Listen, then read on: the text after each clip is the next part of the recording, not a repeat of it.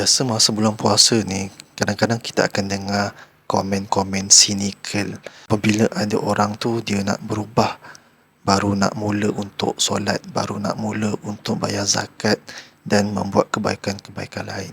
Sebenarnya baguslah kalau kita nak berubah masa bulan puasa ni. Sekurang-kurangnya kita tahu dalam jiwa kita ni ada keimanan, walaupun sebesar zarah sekalipun, yang kita beriman kepada Allah Subhanahu Wa Taala, kita ada tauhid kepadanya. Dan orang-orang yang sombong dan bongkak tu, berhentilah untuk meniru langkah-langkah syaitan dan iblis yang sentiasa memberikan alasan sampai bila-bila pun. Sebab dekat akhirat nanti mereka jugalah akan memberikan hujah yang mereka sekadar mengajak tapi mereka tak suruh pun, dan mereka akan menjauhkan diri mereka kiranya kita termasuk dalam golongan-golongan yang rugi kerana alasan mereka sekadar ajak, mereka tak paksa pun.